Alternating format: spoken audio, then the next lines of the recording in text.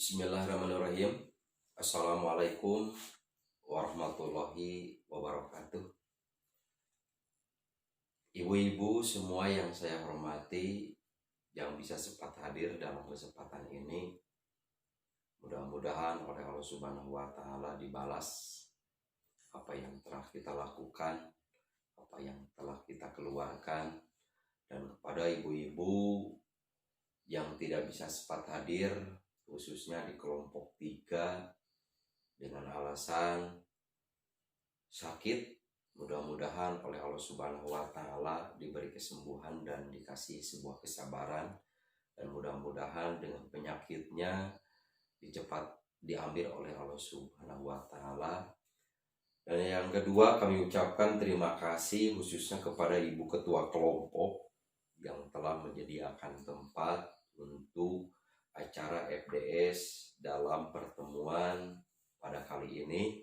Mudah-mudahan apa yang telah dikorbankan dan dikeluarkan oleh Ibu Ketua Kelompok juga dibalas oleh Allah Subhanahu wa Ta'ala. Amin. Ibu-ibu semua, dalam materi FDS yang selanjutnya dalam kesempatan ini adalah mengacu dengan tujuan kita sebagai orang tua, khususnya sebagai ibu yang lebih dekat untuk terhadap anaknya. Dalam kesempatan ini kita mengambil sebuah tema dalam FDS sekarang, salah satu menjadi orang tua yang terbaik. Ini adalah merupakan sebuah cita-cita semua orang tua yang telah melahirkan anaknya, otomatis mempunyai sebuah cita-cita untuk menjadi orang tua yang terbaik dan sangat yang terbaik di hadapan anaknya, dengan berusaha semaksimal mungkin gimana caranya supaya kita termasuk orang tua yang sangat terbaik untuk mendidik anaknya. Makanya oleh karena itulah, dengan begitu pun cara siap untuk mengorbankan jiwa dan raga, termasuk nyawa pun sekalipun, juga untuk mengorbankan terhadap anaknya, bahwa ingin menjadi orang tua yang ke-1, bahwa yaitu sukses dalam sebuah untuk mendidik anaknya. Ingin bahwa di hadapan anaknya menjadi orang tua yang terbaik. Oleh karena itulah, ada beberapa trik atau cara supaya kita bisa dipandang orang tua yang terbaik bahwa di hadapan anaknya, bahwa salah satunya adalah trik dan cara supaya kita bisa termasuk orang tua yang sangat terbaik bahwa di hadapan anaknya. Yang paling pertama, berikan dan buktikan terhadap diri pribadi anak kita rasa kasih sayang kepada anak kita.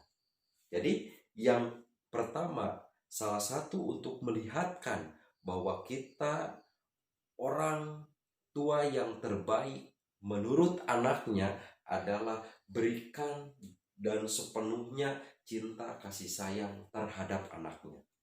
Mau dengan secara kontak fisik dengan tubuh kita dan dengan tubuh anak kita, atau dengan pembicaraan yang akan membahagiakan hatinya seorang anaknya.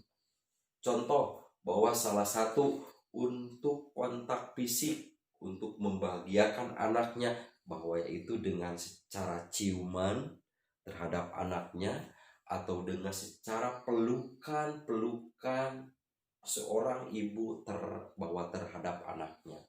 Karena apa? Dampak dari pelukan dan ciuman terhadap anak seorang ibu bahwa terhadap anak itu akan membuat sebuah kebanggaan atau kehangatan, kesemangatan di dalam hati seorang anaknya.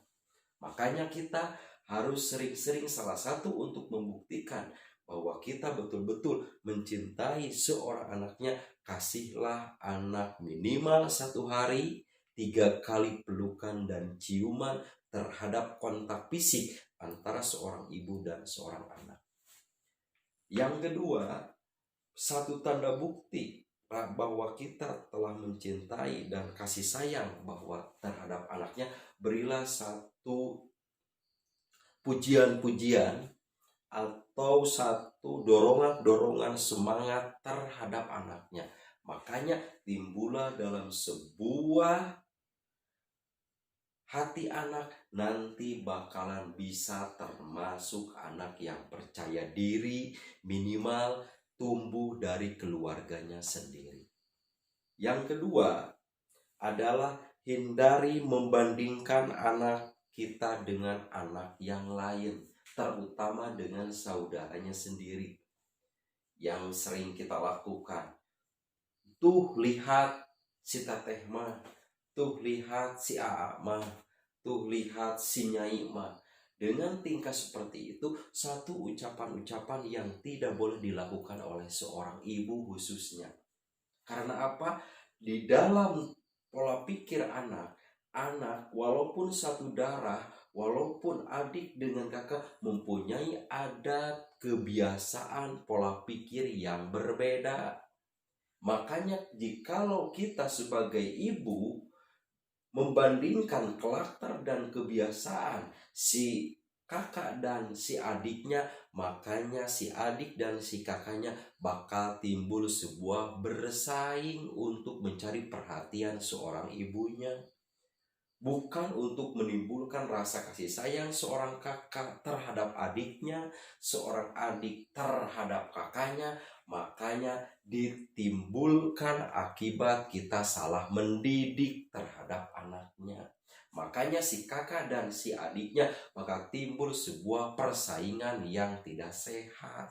Makanya kita sebagai orang tua jangan sekali-kali untuk membandingkan anak kita, walaupun dengan tetangga, walaupun dengan kerabat, sekalipun juga dengan seorang adik dan seorang kakaknya sendiri. Yang ketiga, dengarkan curahan-curahan atau curhatan-curhatan seorang anak.